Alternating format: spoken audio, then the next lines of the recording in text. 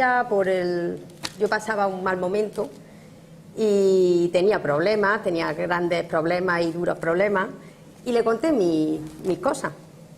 Y entonces su solución fue decirme: mira, llévate este borrador de este libro y te lo lees. Y entonces pues yo me quedé así como un poco diciendo: vale, sí, pero no me da ninguna solución a mis problemas. Pero yo me llevé mi borrador a mi casa y lo puse pues en mi dormitorio, en la mesita de noche. Y dije: bueno, yo ahora mismo no estoy para leer nada, ni tampoco tengo tiempo, y mucho menos para corregir a una persona que ya ha escrito tantísimos libros y es para mí pues un gran escritor, ¿no? Pasa el tiempo y bueno, las cosas, pues yo siempre digo que de alguna forma nos tiene que llegar, si no es por un lado es por otro, pero ese borrador pasó varios meses allí en la mesita de noche de mi casa, hasta que, bueno, yo seguía con mis problemas y me viene un problema mucho más gordo que el que tenía. Y es que un 4 de agosto pues me entero que mi padre está enfermo y probablemente pues muera de cáncer. Entonces a mí, francamente, pues eso cuando te dan una noticia de ese tipo, de la noche a la mañana, sin esperarla, pues yo francamente no sabía cómo reaccionar y ni mucho menos qué pensar, ¿no? Es decir, no era capaz de asimilar que mi padre probablemente en 3 días podía morir. Entonces, bueno, francamente, gracias a Dios lo tengo aquí, francamente, pues se me hizo un día duro y lo peor fue la noche que yo tuve que pasar en mi casa, en soledad y en silencio, esperando a que amaneciera para irme a despedir a mi padre. Entonces, ¿cómo te despides tú de un ser querido sin saber qué le puedes decir?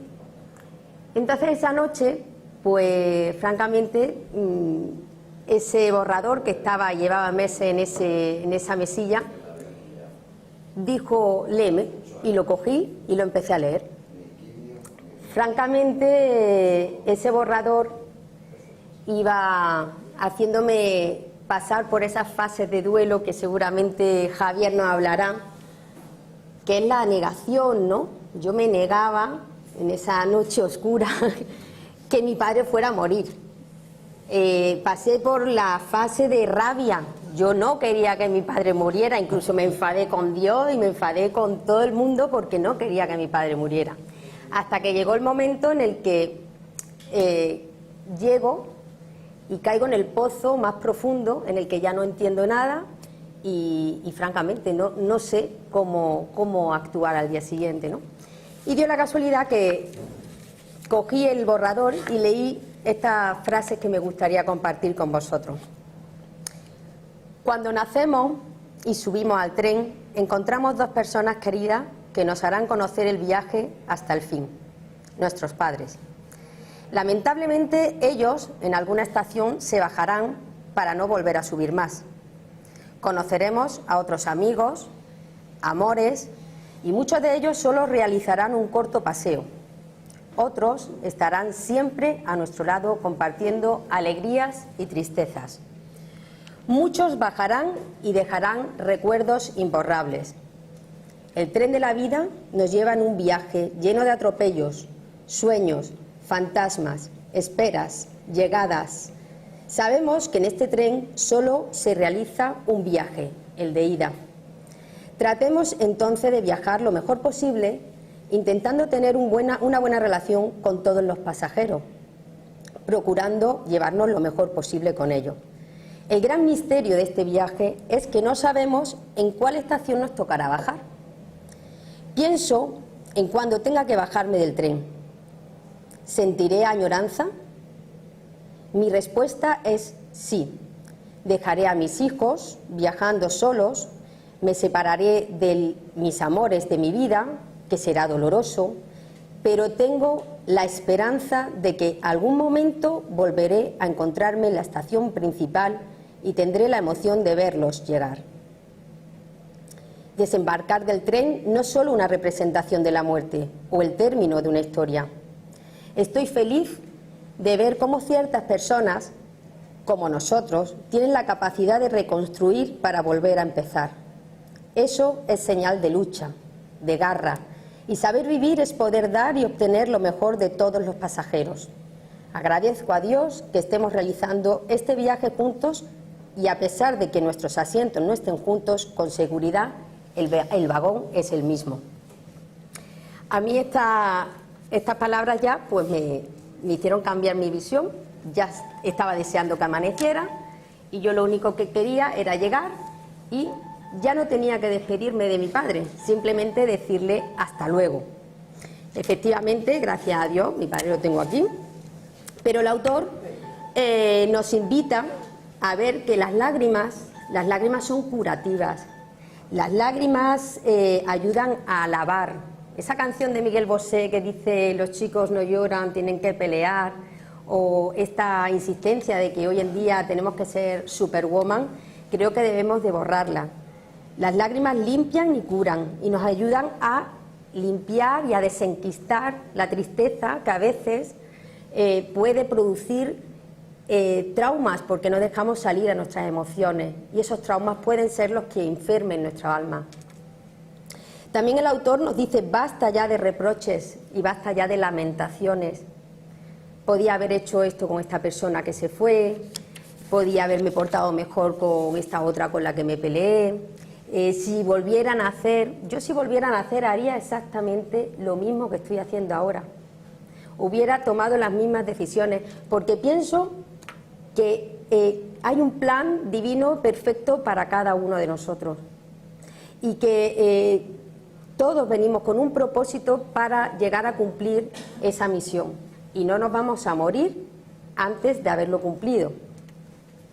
Elizabeth Kubler-Ross, que creo que también la ha leído mucho Javier, es una famosa tanatóloga norteamericana que ha ayudado a morir a más de 10.000 personas.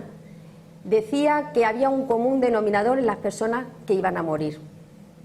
Decía que las personas que iban a morir, y creo que una persona que está cerca de la muerte tiene mucho que decirnos, era: ¿por qué no perdoné más?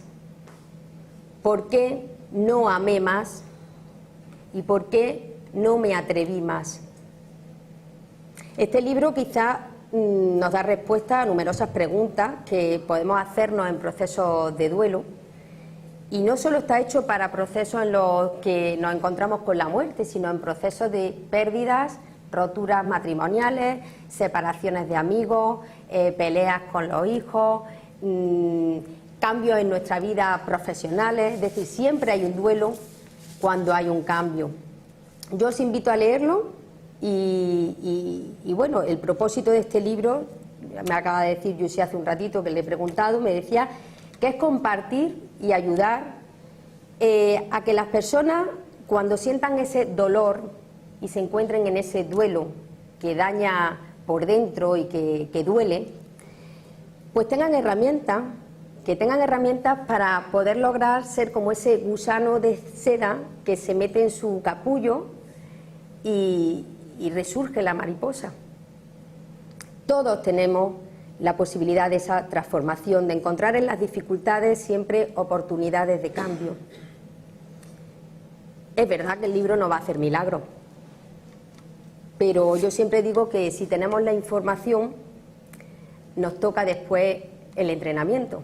Es decir, si yo quiero tener un buen cuerpo, pues me toca comer menos, entrenarme. Si quiero tener una paz interior y una vida espiritual fuerte, también tengo que entrenarla por dentro. Por eso la información la tenemos y el entrenamiento nos da los resultados. Tenemos que aprender muchas veces a decir adiós y saber que cuando decimos adiós damos también la bienvenida a muchas otras cosas, ¿no? Si nos abren otras puertas, Dios cierra unas puertas y abre otras, ¿no? Dejarnos en manos de Dios, dejarnos fluir. Y por último, pues alejarnos de esos enemigos que son el miedo y la desesperanza. El miedo y la desesperanza nos aleja de la posibilidad de poder entender la vida, de poder pasar el duelo. ¿Por qué? Porque el miedo nos impide, nos bloquea, nos hace que nos defendamos y hace que nos protejamos. Y sin embargo la desesperanza, como hablaba Víctor Frank, la explicaba muy bien con una ecuación matemática que decía: desesperanza igual a sufrimiento sin propósito. Cuando no hay un porqué no puedo encontrar el cómo. Ya no quiero restar más tiempo a Javier y a Llucià, y decir pues que bueno, que escuché una vez una frase de un maestro que decía: si proteges los cañones de las tormentas nunca verás la belleza de sus erosiones. ¿Por qué no volvernos bellos como esos cañones? ¿Por qué no volvernos desde dentro bellos ante la adversidad? La vulnerabilidad nos hace grandes y comprensivos, una condición sine qua non del ser humano. Estamos creados para comprender. Y en el caso de la muerte, llegar a entender que no es un adiós, sino un hasta luego. En el caso de una ruptura, es dar paso a que lo mejor siempre está por llegar. Yo presento ahora a Javier Barros. Bueno, yo prefiero que él mismo se presente porque él es voluntario en acompañamiento a personas que van a morir, y te cedo la palabra.